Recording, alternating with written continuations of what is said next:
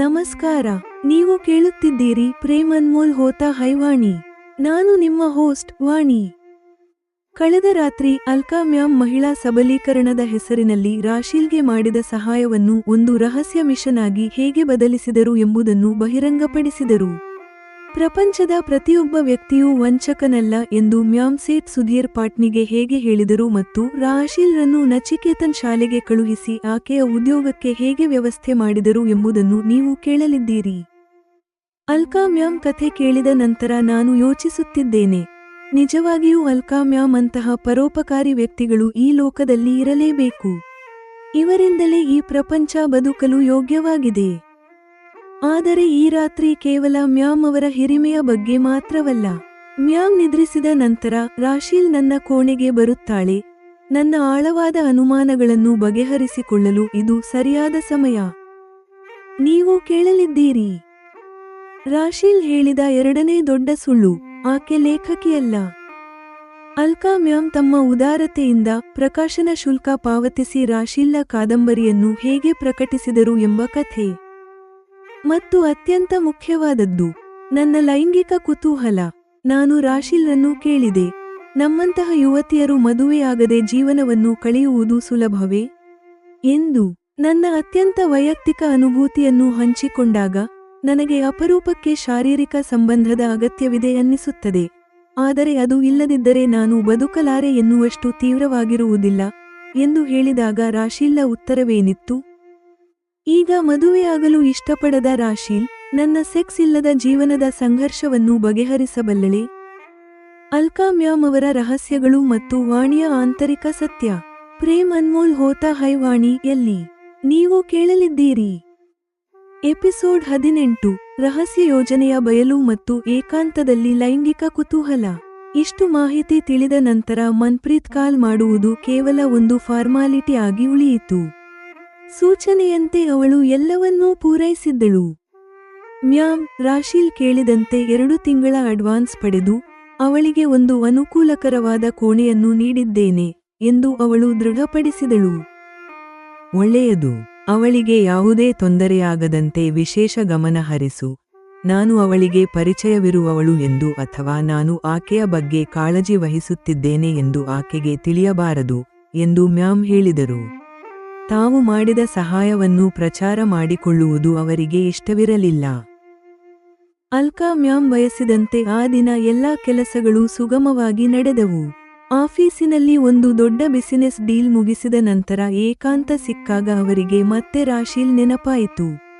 ಅವರು ಸುಧೀರ್ಗೆ ಕರೆ ಮಾಡಿ, ನಿನಗೆ 5 ನಿಮಿಷ ಬಿಡುವಿದ್ದಾಗ ನನಗೆ ಫೋನ್ ಮಾಡು ಎಂದರು. ಸುಧೀರ್, ಈ ನಿರಾಶಾದಾಯಕ ಪ್ರಪಂಚದಲ್ಲಿ ನಿನ್ನಂತಹವರು, ನನ್ನಂತಹವರು ಕೆಲವರಾದರೂ ಇರಬೇಕು. ಅಂದಾಗ ಮಾತ್ರ ಮೋಸ ಹೋದ ಅಥವಾ ಪೆಟ್ಟು ತಿಂದ ಮಹಿಳೆಗೆ ಪ್ರಪಂಚದ ಪ್ರತಿಯೊಬ್ಬ ವ್ಯಕ್ತಿಯೂ ವಂಚಕನಲ್ಲ ಎಂಬ ನಂಬಿಕೆ ಮೂಡುತ್ತದೆ ಎಂದು ಮ್ಯಾಮ್ ಶೂನ್ಯದತ್ತ ನೋಡುತ್ತಾ ಹೇಳಿದರು. ರಾಶೀಲ್ ಬಗ್ಗೆ ಇಷ್ಟು ಹೇಳಿ ಅವರು ಮೌನವಾದರು. ಮ್ಯಾಮ್ಗೆ ನಿದ್ರೆ ಬರುತ್ತಿದೆ. ವಾಣಿ, ಈಗ ನನಗೆ ನಿದ್ರೆ ಬರುತ್ತಿದೆ. ಸ್ವಲ್ಪ ನನ್ನ ಬೆನ್ನು ಒತ್ತುತ್ತೀಯಾ?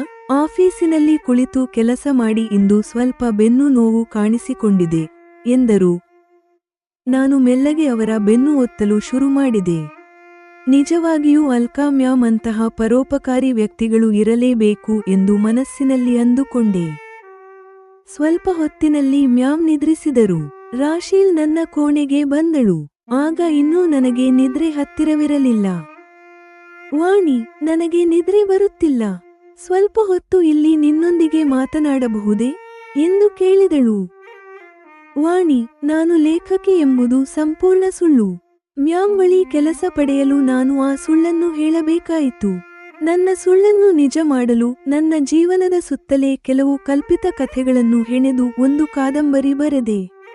ಮ್ಯಾಮ್ ಆ ಪುಸ್ತಕ ಪ್ರಕಟಿಸಲು ಹಣ ನೀಡಿ ಸಹಾಯ ಮಾಡಿದರು ಎಂದು ರಾಶೀಲ್ ತನ್ನ ಬಗ್ಗೆ ತಾನೇ ನಗುತ್ತಾ ಹೇಳಿದಳು. ರಾಶೀಲ್, ನಾನು ಮದುವೆಯಾಗದಿರಲು ನಿರ್ಧರಿಸಿದ್ದೇನೆ. ನಿನ್ನ ದೃಷ್ಟಿಯಲ್ಲಿ ನಮ್ಮಂತಹ ಯುವತಿಯರು ಮದುವೆಯಾಗದೆ ಜೀವನ ಕಳೆಯುವುದು ಸುಲಭವೇ ಎಂದು ಕೇಳಿದೆ. ನನ್ನ ವಿಫಲ ಮದುವೆಯ ನಂತರ ನಾನು ಮತ್ತೆ ಮದುವೆಯಾಗಲು ಬಯಸುತ್ತಿಲ್ಲ. ಮ್ಯಾಮ್ ಒಬ್ಬರೇ ಇರುತ್ತಾ ಎಷ್ಟು ಸಂತೋಷವಾಗಿದ್ದಾರೆ ಎಂಬುದನ್ನು ನಾವು ನೋಡುತ್ತಿದ್ದೇವಲ್ಲವೇ ಎಂದು ರಾಶೀಲ್ ಆಲೋಚಿಸುತ್ತಾ ಹೇಳಿದಳು. ಶಾರೀರಿಕ ಸಂಬಂಧವಿಲ್ಲದೆ ಜೀವನದಲ್ಲಿ ಸುಖ ಅಪೂರ್ಣ ಎಂದು ಹಲವರು ಹೇಳುತ್ತಾರೆ. ಇದರ ಬಗ್ಗೆ ನಿನ್ನ ಅಭಿಪ್ರಾಯವೇನು ಎಂದು ಕೇಳಿದೆ. ನನಗೂ ಮೊದಲು ಹಾಗೆಯೇ ಅನ್ನಿಸುತ್ತಿತ್ತು. ಆದರೆ ಜೆಡ್ ಜೊತೆಗಿನ ನನ್ನ ಅನುಭವದ ನಂತರ ನನಗೆ ಸೆಕ್ಸ್ ಎಂದರೆ ತೀವ್ರ ಅಸಹ್ಯ ಹುಟ್ಟಿದೆ ಎಂದು ರಾಶೀಲ್ ತನ್ನ ಅನುಭವ ಹಂಚಿಕೊಂಡಳು.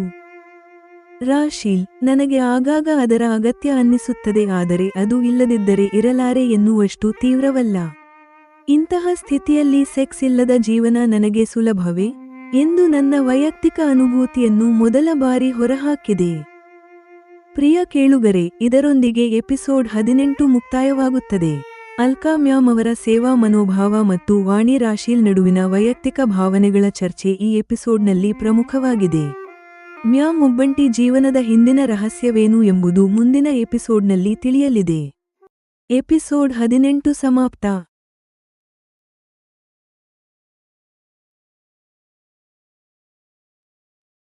ಎಪಿಸೋಡ್ 20. ನಮಸ್ಕಾರ, ನೀವು ಕೇಳುತ್ತಿದ್ದೀರಿ ಪ್ರೇಮ್ ಅನ್ಮೋಲ್ ಹೋತಾ ಹೈ ವಾಣಿ. ನಾನು ನಿಮ್ಮ ಹೋಸ್ಟ್ ವಾಣಿ. ಕಳೆದ ರಾತ್ರಿ ನನ್ನ ಅತ್ಯಂತ ವೈಯಕ್ತಿಕ ವಿಷಯವನ್ನು ನಾನು ರಾಶೀಲ್ನಲ್ಲಿ ಕೇಳಿದ್ದೆ, ನಾನು ಸೆಕ್ಸ್ ಇಲ್ಲದೆ ಬದುಕಬಲ್ಲೆನೆ ಎಂದು. ಇಂದು ನಮ್ಮ ಸಂಭಾಷಣೆ ಒಂದು ಅಪಾಯಕಾರಿ ತಿರುವು ಪಡೆಯುತ್ತದೆ. ನಾನು ನೇರವಾಗಿ ಕೇಳುತ್ತೇನೆ, ರಾಶೀಲ್, ನಮ್ಮಂತಹ ಇಬ್ಬರು ಹೆಣ್ಣುಮಕ್ಕಳು ಹೀಗೆ ಜೊತೆಯಾಗಿ ಇರುವುದು ಸಮಲಿಂಗ ಕಾಮದ ಲೆಸ್ಬಿಯನಿಸಂ ಕಡೆಗೆ ಸಾಗುವ ದಾರಿಯಲ್ಲ ತಾನೇ? ರಾಶೀಲ್ ನೀಡಿದ ನೇರ ಮತ್ತು ಚತುರ ಉತ್ತರವನ್ನು ನೀವು ಕೇಳಲಿದ್ದೀರಿ. ಆಕೆ ಸಮಲಿಂಗ ಕಾಮವನ್ನು ಅಸ್ವಾಭಾವಿಕ ಎಂದು ಭಾವಿಸುತ್ತಾಳೆ, ಆದರೆ ತನ್ನ ಮಾತುಗಳಿಂದಲ್ಲ, ಬದಲಾಗಿ ತನ್ನ ತುಂಟಾಟದಿಂದ ನನ್ನ ಅನುಮಾನವನ್ನು ದೂರ ಮಾಡುತ್ತಾಳೆ. ಆಕೆ ನನ್ನ ಎದೆಯನ್ನು ಒತ್ತಿ ನಗುತ್ತಾ ಹೇಳುತ್ತಾಳೆ, ನಾನು ಹೊರಡುತ್ತೇನೆ, ನಿನ್ನನ್ನು ಕಂಡರೆ ನನಗೆ ಭಯವಾಗುತ್ತಿದೆ ಎಂದು. ಆಮೇಲೆ ಹೊರಡುವ ಮುನ್ನ ರಾಶೀಲ್ ಮಾಡಿದ ಆ ತುಂಟಾಟದ ಕೆಲಸ. ಆಕೆ ನನ್ನನ್ನು ಗಟ್ಟಿಯಾಗಿ ಅಪ್ಪಿಕೊಂಡು ನನ್ನ ತುಟಿಗಳ ಮೇಲೆ ಮುತ್ತಿಡುತ್ತಾಳೆ. ಈ ರಾತ್ರಿಯ ನಂತರ ನನ್ನ ಅನುಮಾನಗಳು ನಿರಾಧಾರವೆಂದು ಸಾಬೀತಾದಾಗ ನನಗೆ ನಾಚಿಕೆಯಾಗುತ್ತದೆ. ನಾನು ಯೋಚಿಸುತ್ತೇನೆ, ಅಲ್ಕಾ ಮ್ಯಾಮ್ ನಿಜವಾಗಿಯೂ ಬಹಳ ಒಳ್ಳೆಯವರು, ಪವಿತ್ರವಾದವರು. ನಾನು ಕೂಡ ಅವರಂತೆಯೇ ಪರೋಪಕಾರಿಯಾಗಲು ನಿರ್ಧರಿಸುತ್ತೇನೆ. ಆದರೆ ಕಥೆಯಲ್ಲಿ ಒಂದು ದೊಡ್ಡ ಥ್ರಿಲ್ಲರ್ ಬರುತ್ತದೆ, ಮಂಟುವಿನ ಅಂತ್ಯ. ಅಲ್ಕಾ ಮ್ಯಾಮ್ ಫೋನ್ನಲ್ಲಿ ನನಗೆ ಹೇಗೆ ಹೇಳುತ್ತಾರೆ ಕೇಳಿ. ಆ ನೀಚ ತನ್ನ ಕರ್ಮದ ಫಲವಾಗಿ ಪೊಲೀಸರ ಕೈಗೆ ಸಿಕ್ಕಿಬಿದ್ದಿದ್ದಾನೆ. ಮಂಟು ಈಗ ಒಬ್ಬ ಹಿಸ್ಟರಿ ಶೀಟರ್. ಇನ್ಮುಂದೆ ಯಾವ ಸ್ತ್ರೀಯನ್ನೂ ಪೀಡಿಸುವ ಧೈರ್ಯ ಅವನು ಮಾಡಲಾರ. ಮಂಟುವಿನ ಅಧ್ಯಾಯ ಈಗ ಮುಗಿದಿದೆ ಮತ್ತು ಮ್ಯಾಮ್ ನನ್ನನ್ನು ಮತ್ತೊಮ್ಮೆ ಡಿನ್ನರ್ಗೆ ಆಹ್ವಾನಿಸಿದ್ದಾರೆ, ರಾಶೀಲ್ ಕಥೆಯನ್ನು ಪೂರ್ಣಗೊಳಿಸಲು. ಈ ರಾತ್ರಿ ಅಲ್ಕಾ ಮ್ಯಾಮ್ ನನ್ನ ಮನಸ್ಸಿನ ಆ ಕೊನೆಯ ಪ್ರಶ್ನೆಗೆ ಉತ್ತರ ನೀಡುವರೆ? ನನ್ನ ಮೇಲೆ ಅವರಿಗೆ ಯಾಕೆ ಇಷ್ಟೊಂದು ವಿಶೇಷ ಕೃಪೆ ಇದೆ? ಕೊನೆಯ ರಹಸ್ಯಗಳ ಬಹಿರಂಗ. ಪ್ರೇಮ್ ಅನ್ಮೋಲ್ ಹೋತಾ ಹೈ ವಾಣಿ ಯಲ್ಲಿ ನೀವು ಕೇಳಲಿದ್ದೀರಿ. ಎಪಿಸೋಡ್ 19. ಸಮಲಿಂಗ ಕಾಮದ ಕುರಿತಾದ ತುಂಟಾಟದ ಚರ್ಚೆ ಮತ್ತು ಮಂಟುವಿನ ಅಂತಿಮ ಲೆಕ್ಕಾಚಾರ. ನಿಜ ಹೇಳು, ನೀನು ಈವರೆಗೂ ಎಂದೂ ಸೆಕ್ಸ್ ಮಾಡಿಲ್ಲವೇ? ರಾಶೀಲ್ ನನ್ನನ್ನು ಮರಳಿ ಪ್ರಶ್ನಿಸಿದ್ದಾಳೆ.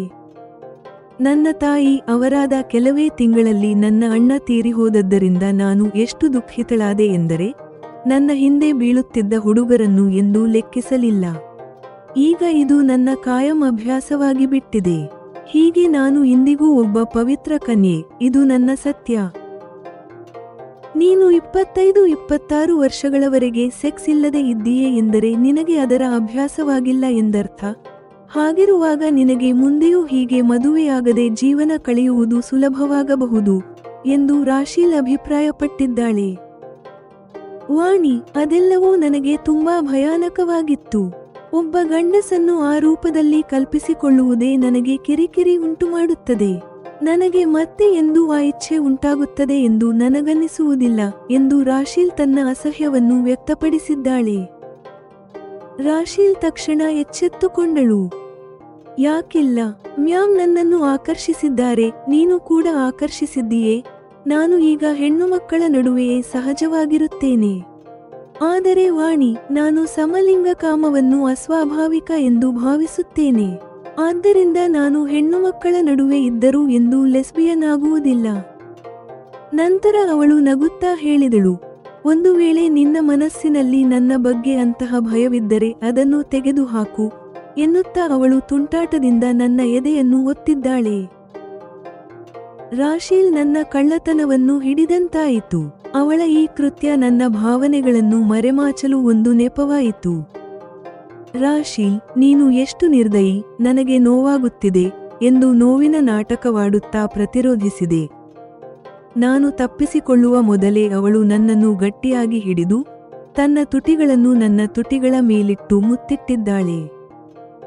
ನೀನು ನೋಡಲು ತುಂಬಾ ಮುಗ್ಧೆಯಂತೆ ಕಾಣುತ್ತೀಯೇ, ಆದರೆ ಬಹಳ ಚತುರೆ ಮತ್ತು ತುಂಟಿ ಎನ್ನುತ್ತಾ ನನ್ನನ್ನು ಬಿಟ್ಟು ಗುಡ್ ನೈಟ್, ಸ್ವೀಟ್ ಡ್ರೀಮ್ಸ್ ಎಂದು ಹೇಳಿ ಹೊರಟು ಹೋದಳು. 7 ದಿನಗಳ ನಂತರ ಅಲ್ಕಾ ಮ್ಯಾಮ್ ಕರೆ ಮಾಡಿದರು. ವಾಣಿ, ನಿನಗೆ ತೊಂದರೆ ಕೊಡುತ್ತಿದ್ದ ಆ ಲಂಪಟ ತನ್ನ ಕರ್ಮದಿಂದ ಪೊಲೀಸರ ಕೈಗೆ ಸಿಕ್ಕಿಬಿದ್ದಿದ್ದಾನೆ. ಈಗ ಅವನ ಮೇಲೆ ಹಲವು ಕೇಸುಗಳು ದಾಖಲಾಗಿವೆ. ಇನ್ನು ಕೆಲವು ವರ್ಷಗಳವರೆಗೆ ಅವನು ಕೋರ್ಟ್ ಲಾಯರ್ ಅಂತ ಅಲೆಯಬೇಕಾಗುತ್ತದೆ ಎಂದು ಹೇಳಿದರು. ಮ್ಯಾಮ್, ನಿಮಗೆ ಯಾವ ಶಬ್ದಗಳಲ್ಲಿ ಧನ್ಯವಾದ ಹೇಳಬೇಕೋ ನನಗೆ ತಿಳಿಯುತ್ತಿಲ್ಲ ಎಂದು ಕೃತಜ್ಞತೆ ಸಲ್ಲಿಸಿದೆ. ವಾಣಿ, ಈ ಧನ್ಯವಾದವನ್ನೆಲ್ಲ ಬಿಡು. ಅವನು ಈಗ ರೆಕಾರ್ಡ್ ಪ್ರಕಾರ ಒಬ್ಬ ಹಿಸ್ಟರಿ ಶೀಟರ್. ಇನ್ಮುಂದೆ ಅವನು ನಿನ್ನನ್ನಾಗಲಿ ಅಥವಾ ಬೇರೆ ಯಾವ ಸ್ತ್ರೀಯನ್ನಾಗಲಿ ಪೀಡಿಸುವ ಸಾಹಸ ಮಾಡಲಾರ ಎಂದು ಅಲ್ಕಾ ಮ್ಯಾಮ್ ಭರವಸೆ ನೀಡಿದರು. ಪ್ರಿಯ ಕೇಳುಗರೆ, ಇದರೊಂದಿಗೆ ಎಪಿಸೋಡ್ 19 ಮುಕ್ತಾಯವಾಗುತ್ತದೆ. ಈ ಎಪಿಸೋಡ್ ವಾಣಿಯ ಅನುಮಾನಗಳನ್ನು ದೂರ ಮಾಡಿ ಅವಳನ್ನು ಪರೋಪಕಾರದ ಹಾದಿಯಲ್ಲಿ ನಡೆಸುತ್ತದೆ. ಮಂಟುನಿಂದ ಮುಕ್ತಿ ಸಿಕ್ಕಿರುವುದು ಅಲ್ಕಾ ಮ್ಯಾಮ್ ಮೇಲಿನ ನಂಬಿಕೆಯನ್ನು ಮತ್ತಷ್ಟು ಹೆಚ್ಚಿಸಿದೆ. ಮುಂದಿನ ಎಪಿಸೋಡ್ನಲ್ಲಿ ಕೊನೆಯ ರಹಸ್ಯಗಳ ಬಹಿರಂಗಕ್ಕಾಗಿ ಕಾಯಿರಿ. ಎಪಿಸೋಡ್ 19 ಮುಕ್ತಾಯ.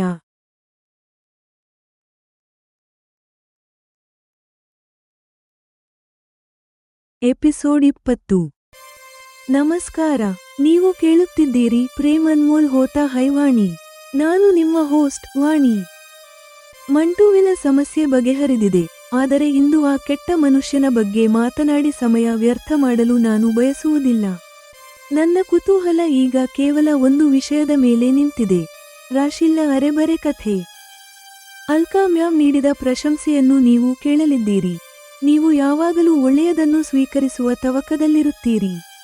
ಆಮೇಲೆ ಮ್ಯಾಮ್ ಕೊನೆಗೂ ರಾಶೀಲ್ ಗಾಥಾ ಎಂಬ ಸರಣಿಯ ಮುಂದಿನ ಭಾಗವನ್ನು ಆರಂಭಿಸಿದ್ದಾರೆ. ಇಂದು ನೀವು ತಿಳಿಯಲಿದ್ದೀರಿ, ಅಲ್ಕಾ ಮ್ಯಾಮ್ ಇಂಟರ್ವ್ಯೂನ ಫಾರ್ಮ್ಯಾಲಿಟಿ ಮುಗಿಸಿ ರಾಶೀಲ್ಗೆ PRO ಕೆಲಸ ನೀಡಿದ್ದು ಹೇಗೆ. ರಾಶೀಲ್ಗೆ ಕೇಳದೆಯೇ ಸುರಿದ ವರಗಳ ಮಳೆ.